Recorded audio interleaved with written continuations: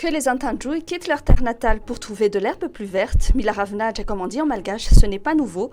Ils reviennent toujours chez eux pour y investir ce qu'ils ont gagné. La migration des gens du sud, surtout des natifs de l'Andjoui vers le nord, n'est donc pas exceptionnelle. Isika fataratsika fa ny Antandroy dia tenentsika amin'ny teny vahiny hoe un peuple nomade. Na taony soa io na taony raty dia tsy maintsy misy foana ny Antandroy zay mamanga na mikarama. Fomba fitenena atsimo moa ny avy any Androy ny miteny hoe karama ty le avaratsy. Ny olona hitady vola, ny olona hila ravinahitra zany dia miala tsy maintsy mankaty avaratra ty satria mazava hoazy mo farany atsimo niany.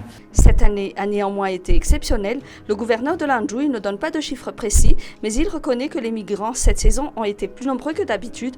Aux habitués se sont ajoutés ceux que le kéré a poussés loin de chez eux. Olona mpifindramonina reny na reny be da be alaitsika isan-tsokajiny. Misy olona mpivarotra gazety ao zay mitinidina tany any an-tanindrazana.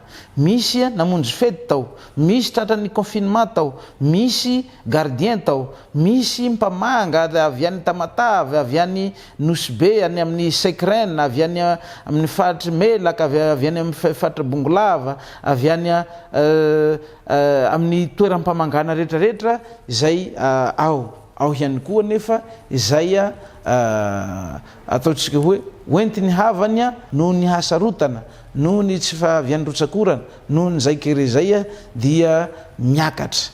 Tsy azo iadinkevitra fa amin'ny tendra mitoraka aty dia niavosa ary be lavitra noho ny amin'ny fotoana tsotra na en temps ordinaire ozy izy ny vazaha ny amin'ny fotoana aty satria tratran'izay fahasarotana ara-tsakafo sy kere izay. Certains, pour aller dans le nord, n'ont pas hésité à vendre une partie de leurs biens, mais il n'est pas non plus exclu que des gens mal intentionnés les aient tout simplement mis dans des camions pour leur faire quitter le sud. Fahalalahana ary zo ny olom-pirenena tsirairay ny mivezivezy ato anatiny tanindrazana. Fa maninona itendra mitoraka aty no tsy maintsy jerena manokana satria mila fantatra ireo olona reo hoe avy aiza, ho aiza, hanao inona, iza no nandefa satria mila jerena amin'ny antsiprino izy tsika. Mety ho gagatsika fa misy mpanararoatra na io fananan'olona mba te hividy ny taniny izy dia manao zay fomba rehetrarehetra. Ao ihany koa ny mpanararoatra ara-politika zay manao zay fomba hanasokatana na hanakorontanana. Raha miresaka fitaterana fotsiny satria reo olona reo tsy mandeha tongotra. Lainga zay hiteny hoe mandeha tongotra reo fa camion no hitaterana azy. Ka tsy azo ekena zany satria ny camion dia tsy manday ndaty, tsy mitondra mpandeha reny.